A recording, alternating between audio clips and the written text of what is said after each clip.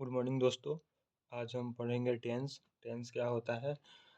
Tense का use speaking के लिए यूज़ होता है। हम ऐसे तो ग्रामर के लिए भी यूज़ करते हैं, बट कुछ स्पीकिंग के लिए लोग बोलते हैं कि स्पीकिंग के लिए ग्रामर की ज़रूरत नहीं पड़ती है।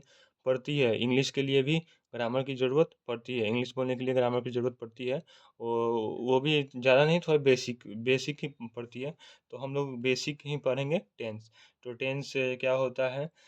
ये सबसे फर्स्ट स्टेप है। हम लोग इसमें बहुत सारे ग्रामर्स है, जो कि हम लोग पहला में पढ़ेंगे टेंस, दूसरा में पढ़ेंगे मॉडल्स, तीसरा में पढ़ेंगे हैव हैज़ का जो होता है वो वाला, और चौथा पढ़ेंगे प्रीपोजिशन, पांचवा पढ़ेंगे एक्टिव वॉइस,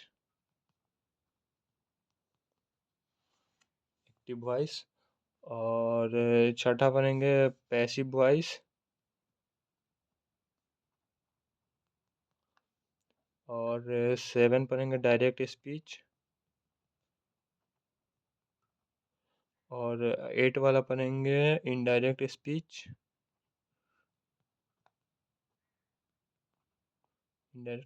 और नाइन पढ़ेंगे कंडीशनल। ये टोटल नाइन है, ठीक है। आप लोगों को इतना आना चाहिए इंग्लिश बोलने के लिए। ये कंडीशनल तो ऐसा एडवांस लेवल का हो गया, जो कि ज़रूरत नहीं पड़ता है मीडिएट के लिए, इंटरमीडिएट के लिए और मीडिएट के लिए कम से कम आप लोगों को इतना आना चाहिए, ठीक है। इसमें शुरू हम टेंस से करेंगे, फिर मॉडल्स है, preposition, active voice, passive voice. Tense सबसे ज़्यादा ज़रूरी है। अगर टेंस आ गया तो समझिए आपको 70% स्पीकिंग का होगा, वो कंप्लीट हो जाएगा आप लोगों का। टेंस पे इतना कमांड रखना आप लोग को, क्योंकि टेंस एकदम अच्छे से आना चाहिए, ठीक है। तो आइए बिना कोई टाइम वेस्ट किए हम लोग टेंस पढ़ना शुरू करते हैं।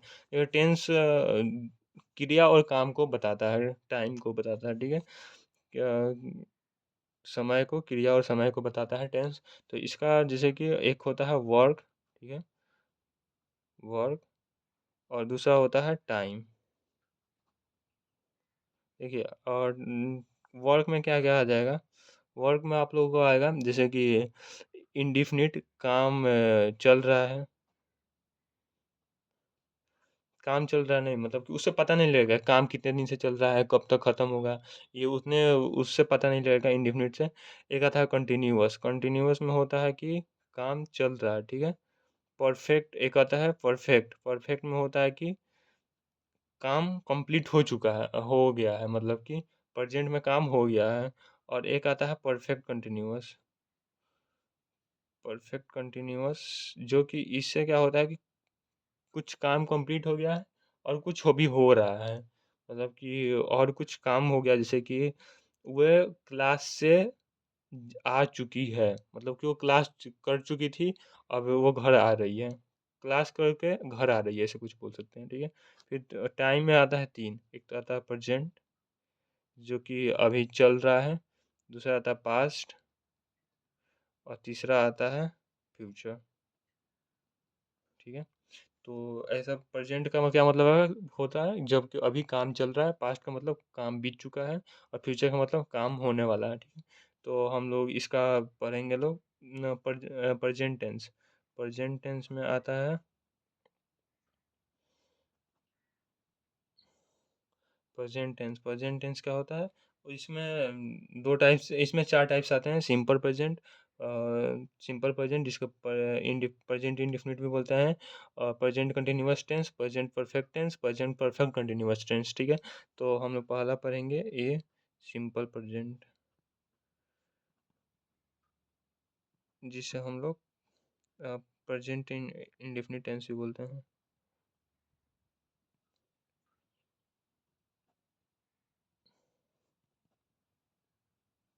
ठीक है। Black pen use ठीक है। इसमें हम पहला इसका हम लोग पहले स्ट्रक्चर देख लेते हैं, ठीक है। स्ट्रक्चर देखेंगे, subject plus V1 plus S या एस आएगा, प्लस ऑब्जेक्ट आ जाएगा, ठीक है।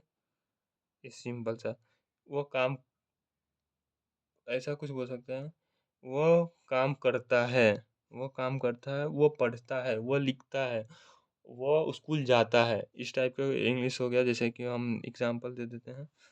एग्ज़ाम्पल में हो जाएगा कि वो काम करता है, वो काम करता है। इसका इसका बताइए क्या हुआ? ही। अब देखिए एस और ईएस का साथ क्या सीन है? एस लगता है सिंगुलर के साथ, ठीक है?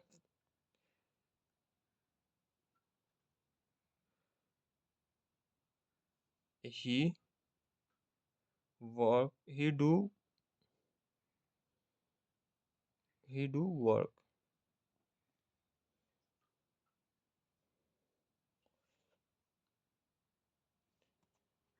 हाँ, जो यहाँ पे एस और ईएस क्या होता है कि एस और ईएस जो होता है वो सिंगुलर के साथ लगता है।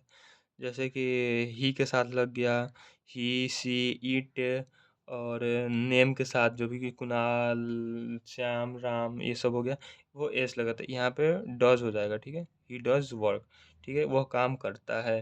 जैसे कि एक लिखे